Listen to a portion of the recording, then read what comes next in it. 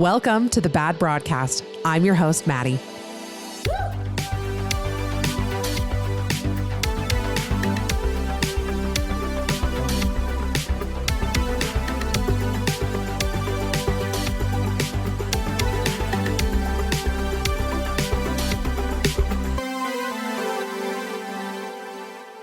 Hello, everybody. Welcome back to a new episode of The Bad Broadcast. Oh, I just twisted it just the wrong angle and it got me winded, as most things do these days, getting more and more pregnant by the minute. And you might be thinking, when are you going to stop talking about being pregnant? The answer is probably when I'm done being pregnant. I'm so sorry. I'm sorry. It's just when your whole body is being taken over. I mean, it's impossible to talk about anything else. I mean, imagine when you have like a really bad flu and somebody's trying to talk to you about literally anything else. You're like, I can't talk about this. There's no way I can talk about anything but how bad I feel all the time. Today is one of my favorite types of episodes, which is it's the type of episode where it's like a million things that I really, really, really cannot wait to talk about. I was actually supposed to record this episode tomorrow. Like I had it all in my schedule and childcare and everything, but I was just too excited and I just had to hop on the microphone today. It's also a very random assortment of things. I mean, in my brain, they all tie together, but you guys might disagree. But you know, I'm just gonna go. And I want to start off by telling you guys, well, two things that I did that I really highly recommend. One of them is that I went to a place in Salt Lake today for a little brunch, a little Mommy Coco brunch date, a place called Egg Break. This place, why is it not so busy? It was the best breakfast sandwich I've ever had in Salt Lake, maybe that I've ever had ever. Okay. I actually wasn't even planning on talking about this in the podcast, but I literally just had it and I need you guys to know. You may have seen it on my Instagram story, but I just needed to give you that recommendation. And the next thing that I want to tell you guys about is that I went to the coolest thing. Like Gray and I have not stopped talking about it. It was probably one of the coolest things we've ever done. And it's right here in our home state of Utah at a good old fashioned place called the Riverwoods in Provo, Utah, which I very rarely venture on down to Provo. I mean, I live quite a ways away from it, but I had heard of this thing called Moon's Rare Books. Okay. I've heard of it before. I've like walked through it a few times, but Gray has been on the not on the waiting list, on the email list for this show and tell that this guy does. A little backstory. It's this guy. His name is Reed Moon. You probably follow him on TikTok. If you don't, you should. He's a collector of the most amazing things you've ever seen. Books, obviously, it's in his name, but not even just books, all pieces of history. He's got music, he's got movie items, he's got anything you can think of. So he does these show and tells because you can go to his store and you can walk through and you can like see, you know, he's got a million first edition Jane Austen, first edition Harry Potter, first edition any author that comes to your mind. He's got like a book of them or a first edition. So you can go through and see all of those, but he saves his most incredible finds for his show and tell. So we've been wanting to go for like 2 years and finally Gray snagged tickets from the email list. I think it's the only way you can get tickets. You got to be quick with it because there's probably less than 20 seats. It's not expensive. It's like $25 to go. But they just sell out really fast because it's such a tiny little room. So we got tickets and we went. And again, Gray and I have talked about little else but this presentation. And I highly, highly encourage you guys to go. It was unlike anything I've ever seen. And I'll give you guys a brief little synopsis. So you go and you sit in this back room with this guy. It's actually him. It is Mr. Moon, Buster Moon. And let me just say, I'm at my best. I'm at my most comfortable. I'm entering a flow state when I have the opportunity to chit chat with a slightly cranky old rich guy. Like I really thrive at a golf course. Like when there's, oh my gosh, when I used to go golfing with Gray, like when I was pregnant the first time and I didn't have a 2-year-old to chase around, I would go ride in the golf cart with Gray. And like every time we'd happen upon like a group of older guys, like, you know, all golfing and having a cigar and whatever. That's my preferred chit chat. is sitting down with them, winning them over, charming them. Like, I think given the right circumstances, I could get them to bequeath their fortune to me. Like, and I don't know why. And I have tried to figure out why I love this demographic, because they should be my enemy. They really probably should be, the majority of them anyway. I don't know if they like, I would say they remind me of my dad. They never remind me of my dad, because my dad is like the least grumpy, cranky grandpa you've ever met. He's like the warmest, kindest, happiest guy ever. So I don't know. I don't know why I love this demographic. I don't know why they light me up inside. So this guy talking about all his money and all the stuff he's done, I was living for it. I was like, I'm seriously, like, halfway through, I was like, should we start a podcast? Me and this guy who has no idea who I am. I was just loving his energy, because he has collected the most incredible things. And like, he's not trying to be humble about it. Okay. He's trying to give you the facts that he will drop $250,000 on a book if it means that it can just be his and he can have bragging rights. I was obsessed with him. So we sit down and he says, name anything from history, any person, place, or thing from history. And I bet I have something that pertains to that thing, or I have like 1 degree of separation from it. So people are like yelling out different things. Anyway, some highlights for me. First of all, he has Alexander Hamilton's journal, his like personal journal. And he was like, the majority of this you guys all know about, because it's been transcribed and like you can read parts of it. He's like, yeah, the Smithsonian wants this. They've been bugging me for it, but I told him it's not for sale. I'll only trade for it. And people are like, what would you trade? He's like, I don't know, the Declaration of Independence. Like, that's this guy. He has the personal journal of Alexander Hamilton. I don't know if I finished that sentence, but he was like, so much of this is in the play. Like, we know so much of this, but like, he has the actual journal, like probably one of, if not the most famous of Alexander Hamilton's journals. He has one of the original copies of Common Sense by Thomas Paine. He has, oh my gosh, he's got original Mozart's, like hand-drawn lines, Mozart's, hand-drawn lines, music notes, Beethoven. He's got the signatures of everybody who was on the original, whatever, Apollo mission that went to the moon, quote unquote, went to the moon.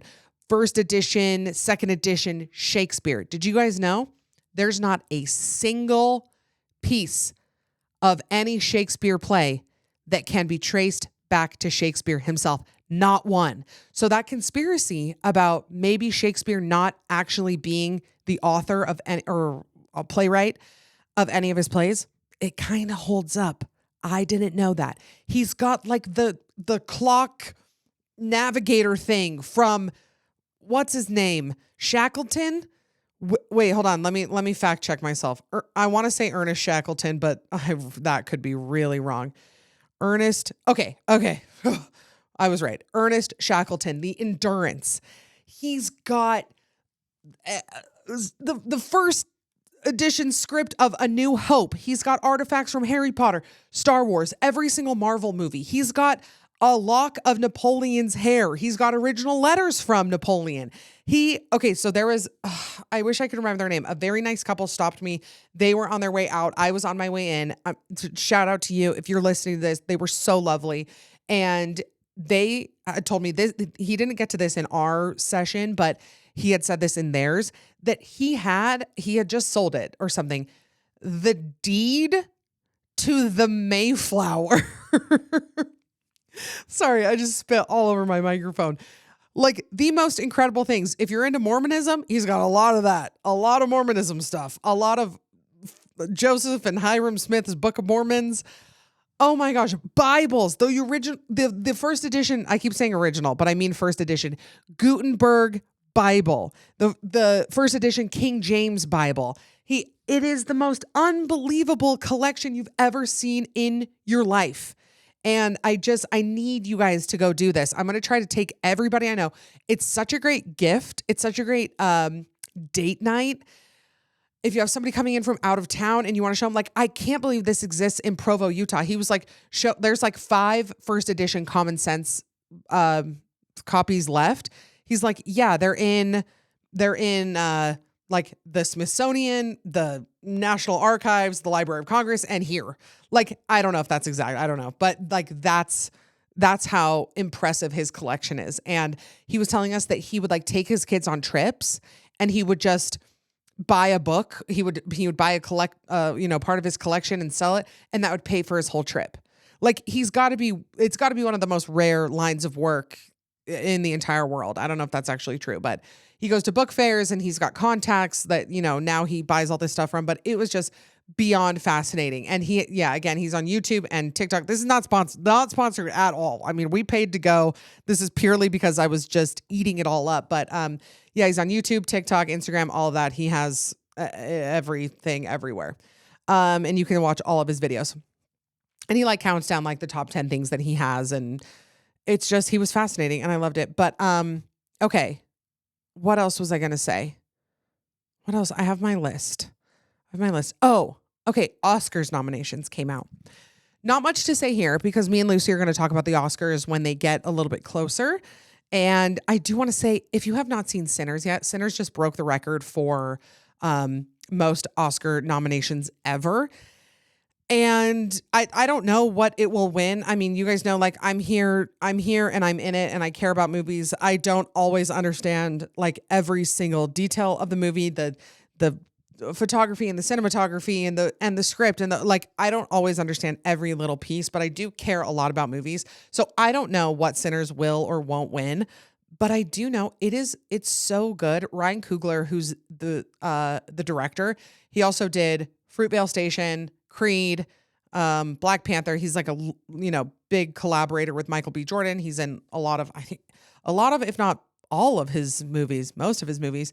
Anyway, Ryan Coogler was on Good Hang a couple weeks ago. Oh, I could listen to him talk all day. He's got like this thick Oakland accent and he's beyond, like, he's so smart with, obviously with film and everything, but he's also just like so normal. Like he's talking about his favorite movies. Like I love when you get a film guy to talk about their favorite movies and they don't whip out like some insane foreign film that nobody's ever seen. Like he was talking about how hard he laughs at the other guys. And like somebody had said, oh, what was the movie that Sinners was? I read something somewhere that he had used a lot of, it's pointless for me to bring it up because I can't remember, but he just like seems like the best guy. He's got this gorgeous wife, cute kids. I'm saying that like I've seen them. I don't think anyone on the internet has seen them, but he was a football player like all through college. And then he obviously loved film. And so he got into film and I loved him. And you know what he made me feel? He is like a big collaborator. Like Amy keeps talking about that on her podcast, like how he like works with a lot of the same actors and he is like very community oriented when he makes movies. And it made me want to be more collaborative. It's weird when you like kind of venture out onto your own thing. And I've had this problem with my own job. Me and Ryan Coogler, we're kind of on the same level. So, I kind of, he inspires me, I inspire him. Like we're really on the same playing field here. But no, but like when you do your own thing, like you forget that like there are other people who like are in this field and that like could want to collaborate with you that have better ideas than you. Like he talks about meeting Ludwig Göransson. I don't remember how to say that last name, but who's like a Swedish composer and he's everywhere. He's done every big movie ever. Look up his credits, you'll die. And they met when they were in college and like just kind of like giving him power, like what am I trying to say? Like Ryan Coogler would like have the idea for a movie and then he would give Ludwig all of the power over the music and just like letting him create in his space. Like I loved that idea of being collaborative and having creative things be a community effort. Like it was really beautiful. So anyway, So Happy Sinners is nominated. Yeah, I think it's probably my favorite movie of the year, that and One Battle After Another. Kind of think One Battle After Another will clean up at the Oscars, but we shall see. Okay, the next thing that we're going to talk about is the long-awaited list of... This is so stupid, but I really need to do this. If I don't get this out on the podcast, I'm going to keep talking about it in my personal life. And for the sake of my marriage and my relationships with my friends, I need to stop talking about cars. But to you guys, I haven't yet exhausted this conversation. So it's time to talk about it. I have put a lot of time and thought and effort into psychoanalyzing each Cars character, because not only do we watch Cars probably 3 times a day, we also read the Cars like picture book at night. We also listen to Real Gone and Life is a Highway and Route 66 every day in the car. So I'm really like in this world. And I've been thinking to myself for probably the past month, who did each Cars character vote for and where do they stand politically? And for everybody yelling at me to stop talking about politics, I'm not going to, because we need to talk about what the residents of Radiator Springs are thinking in this very divided, tense political time. So let's kick it off with Lightning McQueen. You know, Lightning McQueen is our, I'm just going off of the first Cars movie, okay? I know there's 18 other Cars movies. They're all stupid. The original, I mean, it hits every time. Seriously, I've watched it 50 times in the last month, and I am not sick of it. The end gets me every time. Doc as his crew, or as his crew chief. Yeah. Crew chief. Can I talk? Crew chief. So I'm just going off of this. So if you have other arguments and you're going to say, but in Cars 3 or in Planes, Fire and Rescue, I don't care. We're talking about the first movie, okay? Lightning McQueen, our protagonist. Unfortunately for all of us, Lightning McQueen, if anybody familiar with golf, Lightning McQueen is kind of the Bryson DeChambeau of this world, okay? By that I mean he's not outwardly outspoken about politics, which you know what that means when they're not outspoken. He loves like Theo Vaughn. He loves Rogan. Lightning McQueen has for sure done Rogan. I would say 2 or 3 times in the last year. Like he's in that world, and he hasn't come out and said that he is MAGA or pro-Trump, but Trump did want to come to his race and sit in his suite, and he allowed it. And they've been seen together on the practice track.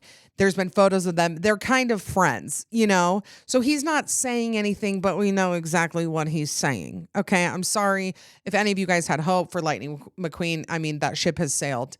You know, that's all I have to say about that. Okay, Mater. Another letdown, as Mater's so kind. Mater has a kind heart, but we have to face the facts of the demographics of Mater's life and where he was raised and probably his family. We know that he's MAGA. He's not an aggressive MAGA supporter, okay? He's not trying to fight with anybody. He's not trying to cause any issues, but it's kind of, he's from the South. That's very much what his family believes. He kind of got wrapped up in all of that. So he's definitely MAGA. He maybe even a little bit fear-based. You know, he's scared that Joe Biden is trying to make him gay. Like, you know, that kind of, he teeters on a conspiracy theorist a little bit, but not out of any malice. It's just because he hasn't quite met the right people yet, or, you know, read the right literature to get him on. I think that he could change his mind, and I actually think he may do that soon. But for right now, he's kind of stuck in his ways. Okay. Doc Hudson.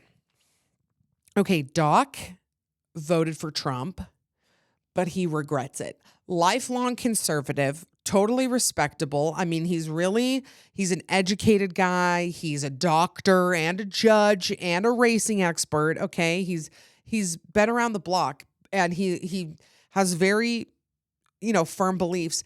But in the year 2026, he's been let down by his own party, and he doesn't even recognize it. Doc Hudson is akin to Mitt Romney, okay, who I love. I love Mitt Romney. Have I told you guys my Mitt Romney story? Okay, fine. I'll tell you guys my Mitt Romney story again. So I moved to Boston when I was 3, and my parents were mission presidents there, and we moved to Boston, and Mitt Romney, who's from there, I don't know if he's from there, if he was living there. I don't know. I know he was the governor of Massachusetts for a while, but not at this time. He was still just a businessman. Anyway, so he was in our ward, and like our first night there, we went to a ward party, and I had my twin doll, and my twin was owned by the corporation that Mitt was in charge of, Bain, I think is what it was called. So we went to our ward party, and then the next day, my parents get a knock on their door. Mitt Romney, right there, with a tiny doll version, like, well, it was a doll, but a miniature version of my twin doll. And he said, I noticed you've got a my twin doll, and I just, we own that company, and I went and I got this little mini version of your my twin doll. I know I've told this story before, but just for anybody who doesn't know why I love Mitt Romney. So anyway, known him my whole life. Nobody get crazy with it. He doesn't know who I am. But anyway, I like Mitt Romney. Okay, as far as conservatives go, big fan. And that's kind of how I feel about Doc Hudson. He still has his own beliefs, but he is very much country over party, is how I would describe Doc. Okay, Chick Hicks. Chick Hicks loves Elon Musk. He's dating a Tesla for sure. Chick Hicks has a Tesla girlfriend. Big, like, that's kind of his world. There's different facets of like MAGA and everything. He's like an Elon MAGA. Okay, Sally. Now we've gotten to Sally, our liberal queen. Sally is an attorney, and she lived in a big city life. I would put her like in Los Angeles, maybe, like she was living on one of the coasts, maybe a bi-coastal queen. But yeah, I mean, statistically speaking, a woman in Sally's position would be a liberal, highly educated, living on either coast in a big city. Like she's liberal. And though she loves Radiator Springs, she has to refrain from correcting people, from arguing with people. She doesn't have a lot of allies, but I'll tell you, her two biggest allies in her, progressive ways, Ramon and Flo. Couple goals right there, Ramon and Flo, by the way. They all love Kamala. They talk about it. They like had a glimmer of hope. They're definitely like having little conversations on the side. And they know that the people of Radiator Springs, they mean well. They all know that, but they're kind of like side-eyeing each other. Like, come on, like these people are really, that's how I feel about Ramon and Flo as well. I mean, they get Sally. They see where she's coming from. They were so excited when Sally got there because they used to be the only two. And they used to just have to talk about it privately. Maybe Doc would make a couple comments to them where they, felt like they were on the same team. But they were so happy when Sally got there. She was outspoken. She was able to explain things. Sally's maybe even got a few Radiator Springs residents, I almost said inhabitants, residents kind of to rethink a few things because Sally's very logical. She's very smart and she's helping out the cause. So Flo, Ramon, and Sally are leading the progressive charge in Radiator Springs. Jeez, my brain. Okay. Fillmore, who, by the way, voiced by George Carlin. I think this might be George Carlin's last movie he ever did. What a historic way to go out. George Carlin voices Fillmore, who's the hippie. I mean, need I say more? He doesn't vote as a form of protest.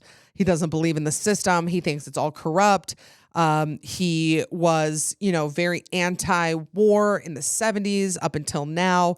He is a pacifist and he does not believe that any type of government, if he had to vote for somebody, if he gun to his head, he had to vote for somebody, it's going to be Bernie. But other than that, he's not voting. He doesn't trust a politician as far as he can throw him.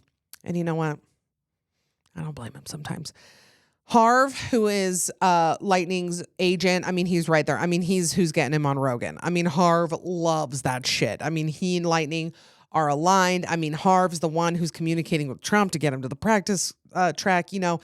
Harv, I don't trust him. Okay, let's see. Who else are we missing? Who are we missing? Okay, wait. Hold on.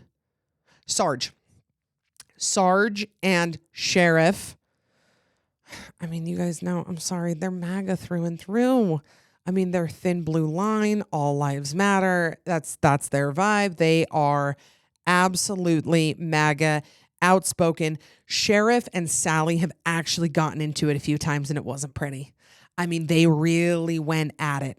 Sarge, rolls his eyes at Fillmore. But what's interesting is that Fillmore and Sarge agree on more than they think. They don't know. They're kind of, they're always next to each other and they're always kind of bickering with each other. But at the end of the day, they really do have more in common. If they would just strip away those layers, much like all of us, if we would just strip away those layers. Okay, Guido and Luigi, not citizens. They're here on work visas from Italy, obviously. And as you guys know, they are both gay, but they've never been lovers. We already went over that in a previous episode. But yeah, they're not voting. They're not, they're not into all of this. They care about Ferraris, Italy, prosciutto, and their moms. That's who they care the most about. And good for them. Okay, did I miss anybody? I don't think I missed. We were talking for 25 minutes. I gotta move on. Okay, I think that's everybody. I mean, we've got like some other ones, we've got the governor. I mean, whatever. We've already talked about him. We've got Strip Weathers. I go back and forth on him. He could kind of swing both ways for me. So let me know if you guys could slide into my DMs and let me know who you think Strip Weathers, aka the King, aka Daddy Rabbit, who he voted for, that'd be great. Also, if you know Lightning McQueen's real first name, I'll give you $1. Okay, this is your quiz question. I'm going to count down and then I'll tell you the right answer in 5, 4, 3, 2, 1. Montgomery McQueen. Actually love that name, Montgomery. Really into last names as first names. Me and everybody else. Okay. All right. So now that we've really discussed politics, I do want to mention something before we get into our next segment. Here's what you're going to do. Here's your assignment of the week. You're going to go to this app. It's called 5Calls. You're going to go to 5Calls, and it's going to teach you step by step how to call your representatives. And the reason we're doing this is because what the hell's going on, everyone? What's going on? Things are bad. Things are scary. ICE is, evil, I would say. Doing a lot of really evil, horrible, disgusting things. And, I, like probably a lot of you guys listening, kind of feel like, well, this is hopeless. And what are we supposed to do? And, a lot of days I don't know. And I actually have really resisted like calling my representatives for a long time because I used to take these calls. Like when I was an intern, you answer these calls all day. And guess who doesn't care? The person you're working for. Okay. They don't care. You're calling and they don't care.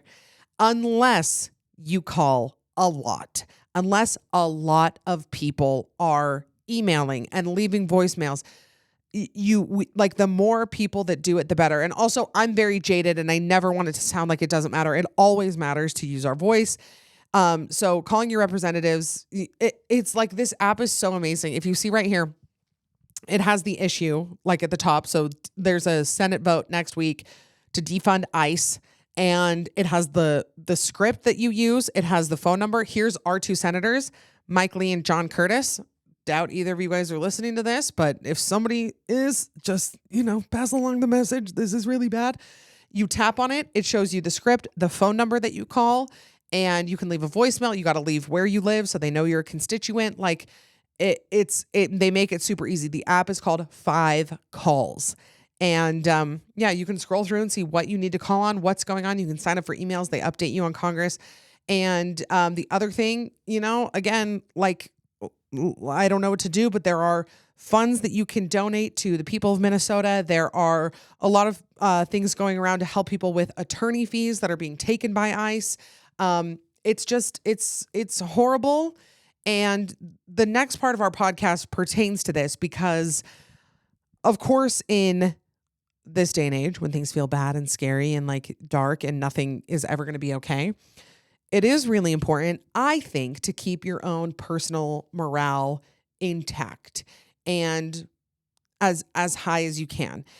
Self-care is like we throw that word around a lot. It can mean a lot of different things to a lot of different people, but I know that like I've talked to people that are like, I feel guilty doing this. I feel guilty wanting to be safe or wanting to be happy because there's so many people out there that are not. Here's the thing. You got to be safe and you got to be happy in order to help, in order to do what you need to do, in order to get out there and stick up for people. You got to make sure that you're okay. You're taking care of yourself in every way. So I wanted to do the rest of the episode about things that are boosting our morale, things that are keeping us happy, things that are, you know, detaching us for a moment so that we can get back to it, so that we can get back to whatever we need to do and whoever needs us. And whether that's on a large scale, people, you know, that we don't know, if it's organizations, if it's marginalized groups that need us, or if it's our family, it's our kids, it's our spouse, whoever needs us. Like, you know, you got to fill your own cup before you fill somebody else's. You got to put your oxygen mask on before you help someone else. You guys know the drill. So let's talk about a few things that are boosting my morale. And then you guys told me some. I actually think I put them all on the same list. Let's see. I have some of these that are boosting morale as a very pregnant woman in the midst of a very bad pregnancy, and some of these that are boosting morale as a woman in the middle of a very bad world. So, a lot of you guys are baking. Consider this your kind of guide to feeling better despite everything being on fire. Baking is, it's always been something for me that feels very meditative. It also feels very creative. It feels very it makes me feel accomplished. Like I get these little dopamine hits when I can create something.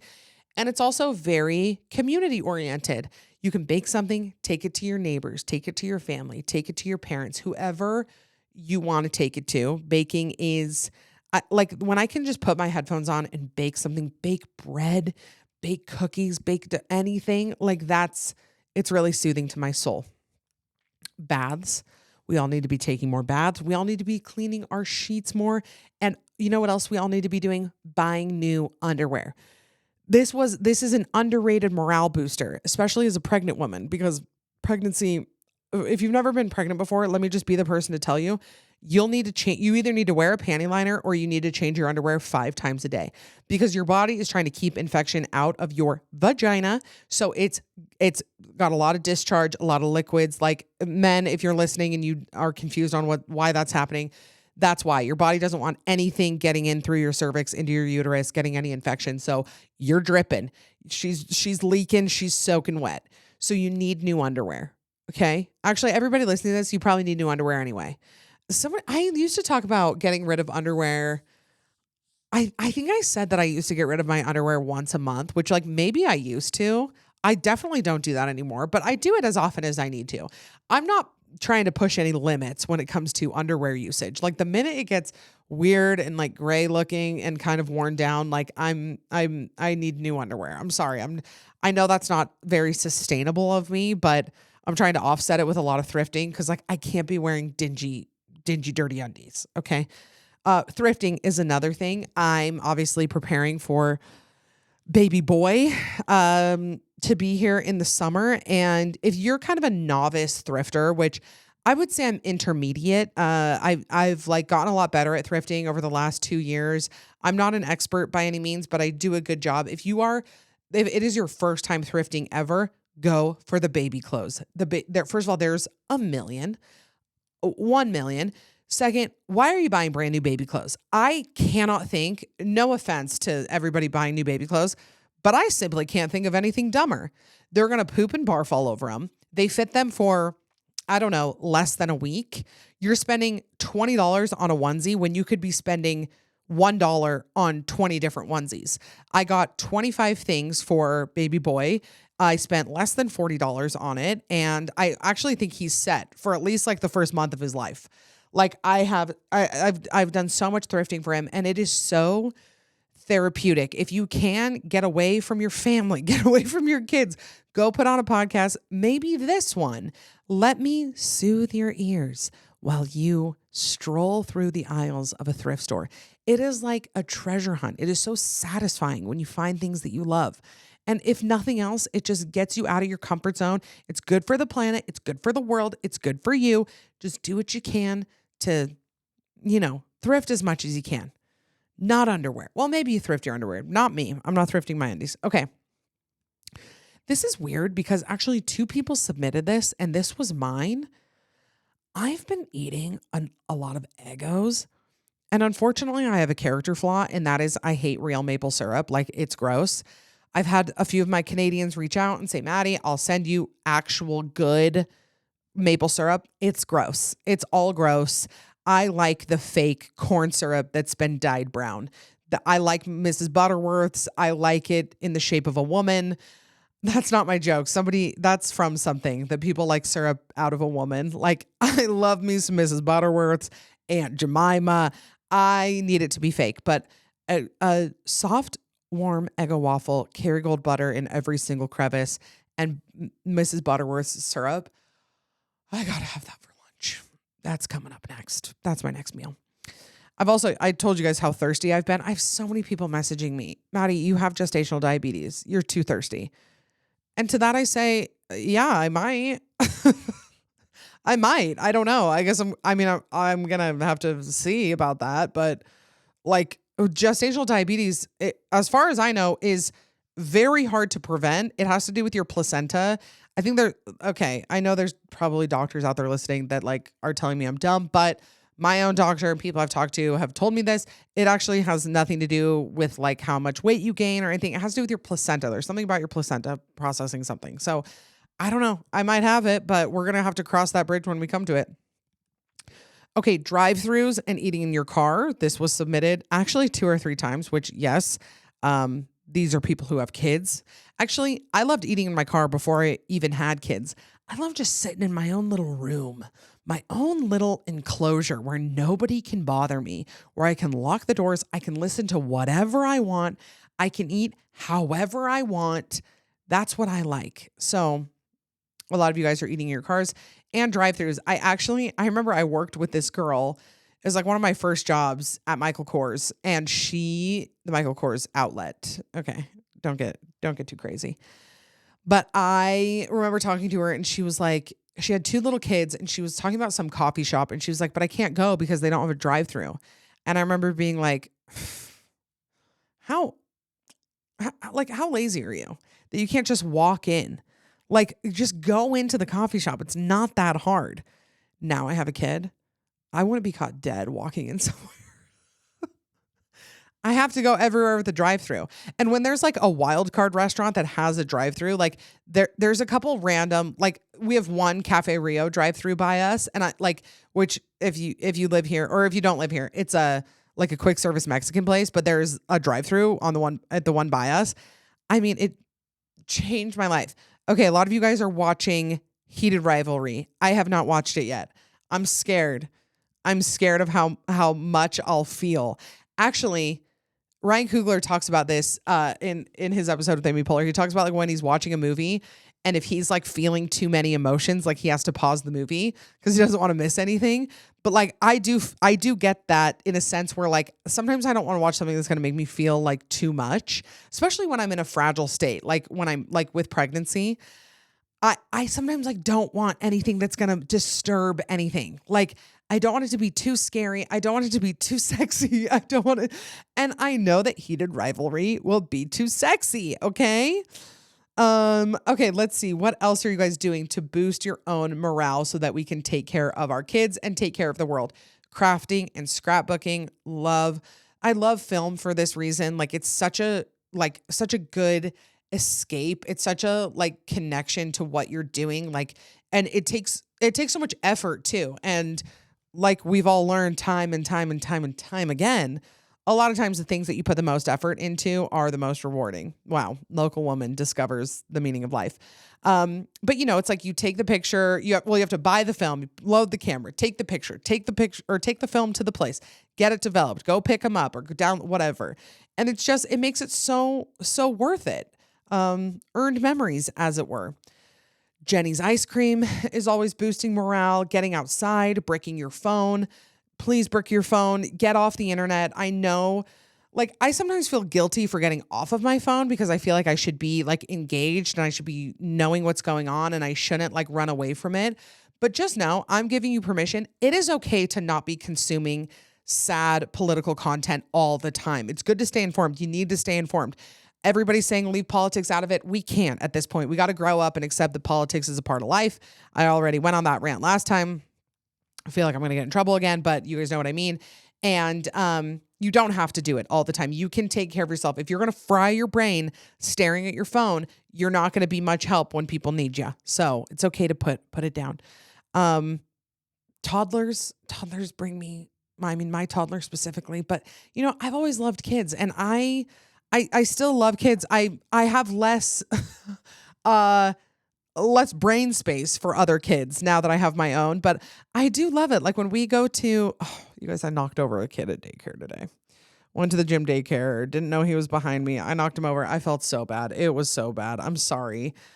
If you're listening to this, young 2-year-old, I'm so sorry. But I do love it. I love watching kids learn and discover the world. I love my friends' kids so much. I love my nieces and nephews. Like I think a lot about why I became a parent. And I think that a lot of people have a lot of different reasons. Sometimes it just kind of feels like what you do in life. Like you get married and you have a kid and that's that. But I really feel this weight of being a parent and raising good kids and raising kids who can take care of the next generation of people and things. And, I just, my hope for my kids is that they have like big, insane dreams. Like I was always raised that way. My parents always made me feel like any job, any career, any passion, any hobby that exists out there, like you can do it. You can find a way to do it. And I want my kids to have that same thing. I don't want them to feel like they have to adhere to any sort of like, you know, what's the word I'm looking for? Any sort of like process or I don't know, any sort of steps. Like you graduate high school, then you go to college, then you get married, then you have kids. If that's not what they want to do, I don't care. I want them to have like the most big, crazy, like earth-shattering goals and dreams, and I want them to be good people, and I want I want that to be a part of what I can give to the world, and I want them to have that. It's hopefully making sense what I'm saying, but that's what I hope. And with everything going on, talking to your kids about it. I have some older nieces and nephews that were kind of asking us about it at a Sunday dinner. And, I think it's really important to talk to them about maybe not details of what's going on. We all know what's like age appropriate for kids to hear, but to talk about it gently and have them understand. And then I never want to make a kid scared of anything, but I also want them to know that their parents care and that their aunts and uncles care and that we're all involved in trying to make the world better and happier and safer and make sure everybody feels taken care of. And, I lost my belief system a few years ago and I've kind of had to rebuild what that looks like. And I think the core part of my belief system is that like we as people like need to take care of each other. Like we need to be good to each other, be patient with each other, give each other grace. I just, that's the only thing I know, like for sure, is that while we're here on this plane of existence, taking care of each other is the best thing that we can do. So, that includes taking care of yourself. And yeah, anything that you can do to give a little glimmer of hope to yourself, whether it's going on a walk, having a good conversation with a friend, going to a bakery, going to bed early, watching a comfort movie that you love, reading a book, eating good food, whatever it is, like, please just do it so that we can all take better care of each other.